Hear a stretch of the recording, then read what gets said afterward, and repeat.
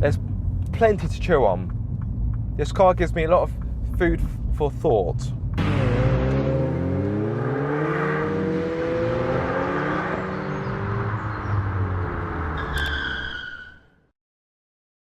Since BMW took over Mini, it has created the GP moniker for its most extreme versions. These cars feature more power, a massive rear wing and only 2 seats. You'd normally get a manual gearbox as well, but this isn't the case for the new 3rd generation model. Could this prove to be a costly mistake? I had a quick spin in one to find out. Oh, that's a nice snug seat. Right.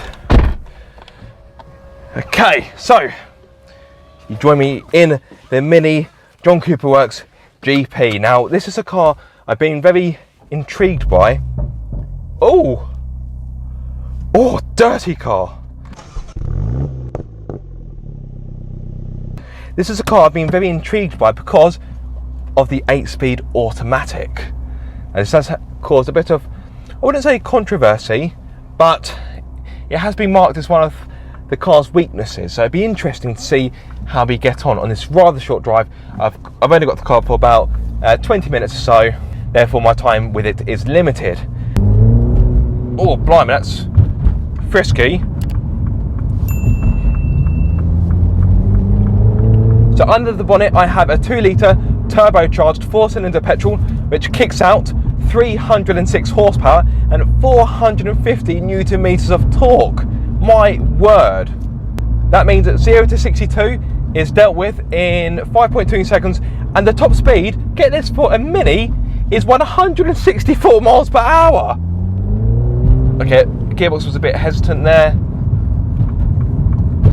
Oh, that ride is a bit jarring. Oh, bloody hell, it's quick. Although you don't need me to tell you that, you know it's a quick car.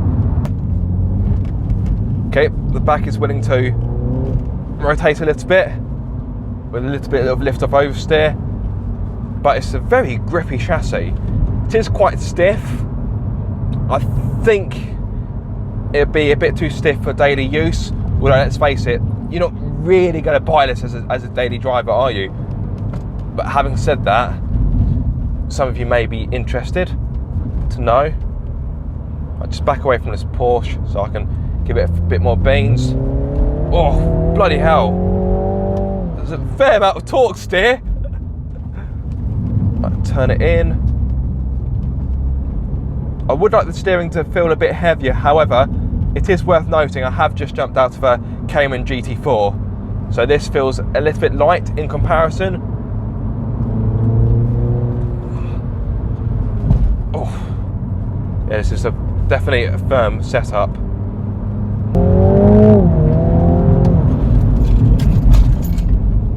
Okay, the brakes do struggle a bit when you need to stamp on them a bit more. They are strong, but on that sharp decline, they didn't inspire the greatest of confidence. Now, this car has probably been driven a bit hard today already, so the brakes may have faded a bit, but again, hard on the brakes. See, to be fair, that was better that time. I think it just lost a bit of traction on that surface.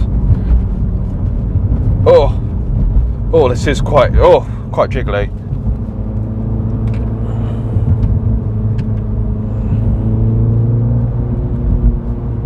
Right, let's go around it again. Oh. Apologies, I'm not really giving you that much insight. I'm just trying to experience the car. I'm trying to get some impressions that I can relate to you, because, yeah, like I say, do get the car for quite a limited amount of time. Yeah, the changes used in the paddles are pretty good. They're sharp, you don't really notice them. But I just think this car, personally, is crying out for a manual. I'm being told to slow down again.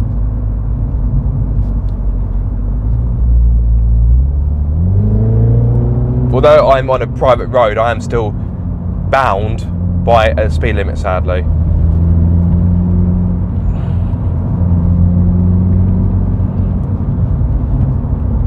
Okay, so impressions. It's fast, very fast, probably faster than what I was expecting. It's rapid. It's good in the corners. A wee bit. There's a wee bit of roll. However, I have just, like I said a few moments ago, jumped out of a Cayman GT4. So, yeah, any car after that is going to feel maybe a little bit sloppy. Although you can turn this car in nice and tight. I'm keeping up with another Cayman. I bring it in. I can bring it round. This is a fun car, don't get me wrong, and it is very, very capable. But the ride, I just think it was going to be a bit too firm for some. Oh, the way how it picks up, my word. Oh, the torque steer. Steering wheel's trying to wrestle its way out my arms. Well, out my hands, I should say. So yeah, impressions. Powerful, very powerful. More meaty than I was expecting. Brakes feel good, but sometimes when you really stamp on them, they don't inspire the greatest confidence, but I think that's more to do with the surface as opposed to the mechanical components. Steering is good, it's well weighted, it's direct. The grip is fantastic, it really, really is. For a front wheel drive car, it's very capable.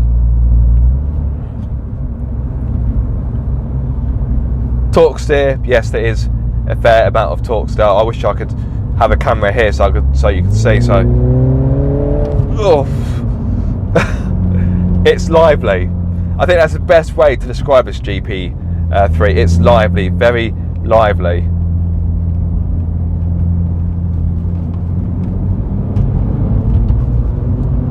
It is good, but I don't know. There's something about it. I'm having difficulty gelling with it. I don't know if it's the 8-speed automatic. I don't know if it's because it feels like I'm detached a little bit from what's going on. It's really difficult. It's missing something. It's missing a bit of an X factor, and I don't know what it is. I know it's my job to kind of tell you what it is. It is capable. It is fun, but I don't know. Maybe it is the fact that I've just driven this straight after a GT4 and this just doesn't feel very special in comparison. I don't know. That may well be the case. Right, I'm going to go around for... I think I'm going to go for one more lap. One more lap to see if I can work this car out. One more, do or die.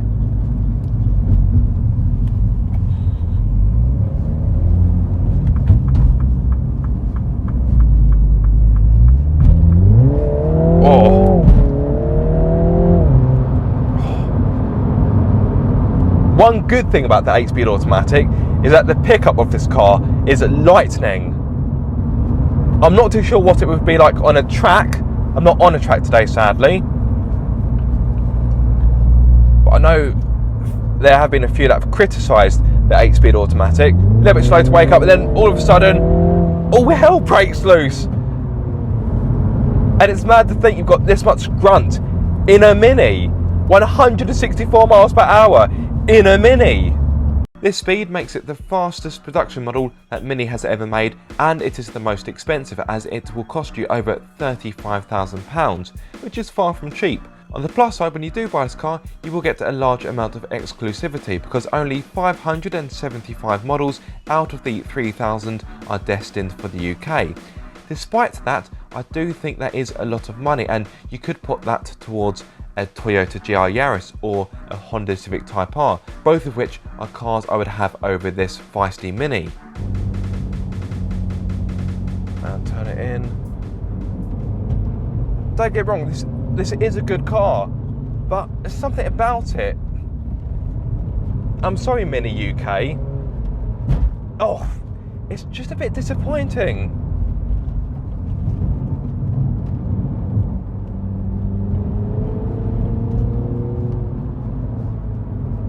I can't put my finger on why.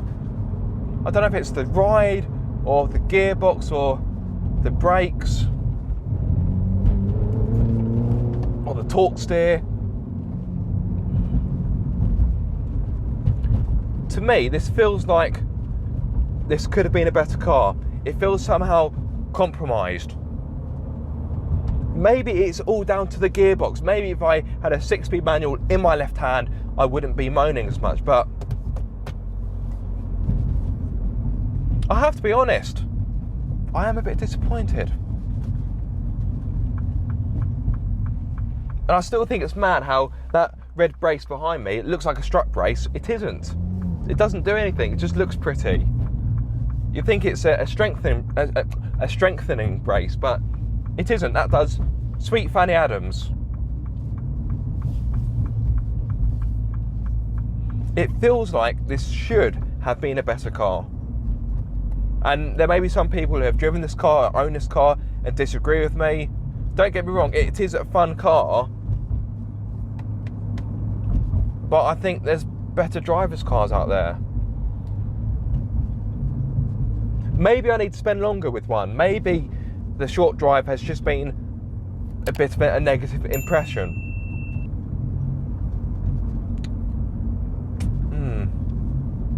There's plenty to chew on. This car gives me a lot of food for thought.